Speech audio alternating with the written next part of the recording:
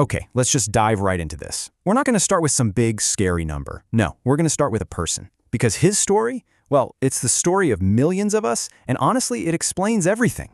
It all kicks off, as it so often does, with one single unexpected bill. That one moment that can just change everything. So, this is Marcus. He's 34, lives in Atlanta, works as a warehouse supervisor, and he brings in $52,000 a year. Now, by most measures, you'd think Marcus is doing okay, right? He's got a steady job, making a decent living, things should be fine. Then, one random Tuesday morning, his car makes that sound. You know the one. Yeah, the one that just makes your stomach completely drop. He gets it to the shop, and the mechanic hits him with the verdict. It's going to be $480 to fix. And just like that, panic sets in. Not because $480 is some life-shattering amount of money, but because he just doesn't have it. His checking account has a little over $200 in it, and his savings account, it's completely empty. So, what happens next? Well, that car repair doesn't just cost $480 anymore. Oh no. He has to borrow from his mom, he puts some of it on a credit card, and now his rent is 4 days late. Bam! That's a $75 late fee. All of a sudden, this one little problem has snowballed into a $600 disaster. And that's before the credit card interest even starts kicking in. And here's the thing, the reason we're even talking about this, Marcus isn't an outlier. He's not the exception. His story is the American story for so many people. So the question is, how on earth is this possible, especially in what's supposed to be the wealthiest nation on the planet? Let's break it down. When you look at the data, it reveals a pretty staggering truth. We are, for all intents and purposes, a nation living right on the financial edge, paycheck to paycheck. The sheer scale of this it's kind of astonishing. A 2024 study from Empower Research found that 37% of Americans couldn't handle that $480 car repair. 37%, that's more than 1 out of every 3 people you know. And if we just raise the stakes a little bit, say to a $1,000 emergency, maybe a trip to the ER or a broken furnace in the middle of winter, the picture gets even worse. A 2025 Bankrate report found that a staggering 59% of us don't have that much saved. That is almost 6 out of every 10 people. And this quote it nails it. Mark Hamrick, a top analyst at Bankrate, puts it so plainly. We are not a nation of savers anymore. We're a nation just trying to make it to the next payday. So, why?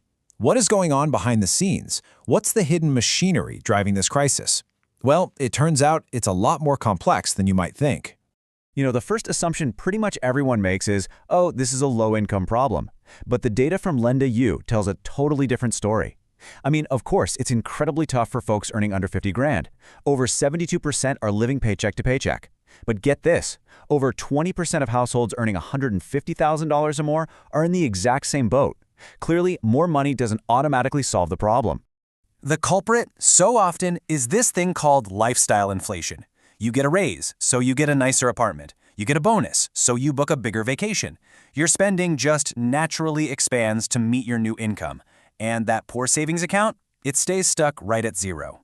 And this is the trap. This is that dangerous cycle that keeps people stuck. An emergency hits, and with no savings, you're forced to take on high-interest debt like a credit card. Well, that interest makes the original problem way more expensive, which shrinks your available cash every month, making it impossible to save. And so, you're left even more vulnerable for the next crisis. It is a truly vicious spiral. And on a bigger scale, there's another pressure cooker at play here. For decades, American worker productivity has just skyrocketed, but our pay has barely budged in comparison.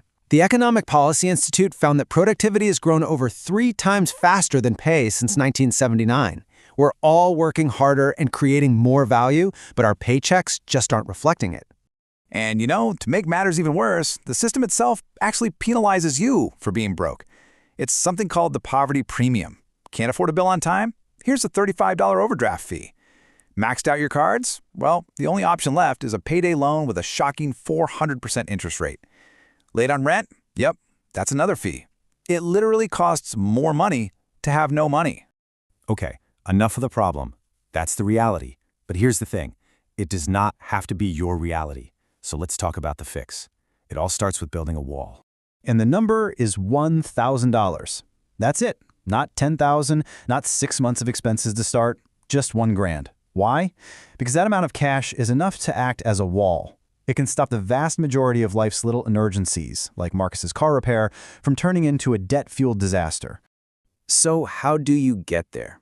Well, it's not magic. It's just a plan. You could try saving just $10 a day. You can automate the whole process so you don't even have to think about it. You can find and plug the hidden leaks in your budget, or you could go for one quick income spike. Let's look at one of those a little closer. So check this out. Did you know the average American spends over $200 a month on subscriptions they've totally forgotten about? I mean, just look at this. Canceling one streaming service, that gym membership you never use, and some random app you downloaded, that could free up almost $700 a year. That is more than halfway to your wallet, literally recovered from thin air. Look, this isn't about a total life overhaul. It's about taking the first, most important steps, and you can start right now. Hey, remember Marcus? After his crisis, he built his wall, and just look at the difference. He went from panic and debt and having to call his mom for money to having $1,400 just sitting in the bank. The next time his car broke down, he just paid cash. No panic, no stress. That feeling right there, that is freedom. So how do you make this real for you? Here is your action plan for this week. Seriously, this takes less than 30 minutes. First, open a separate high-yield savings account. This just keeps the money out of sight, out of mind, so you're not tempted to touch it. Second, set up one automatic transfer, even if it's just $25 to start. And third, find and cancel just one subscription you don't really use anymore.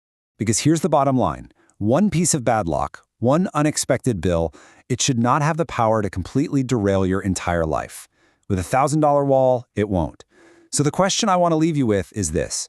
What is the very first step you are going to take to build yours?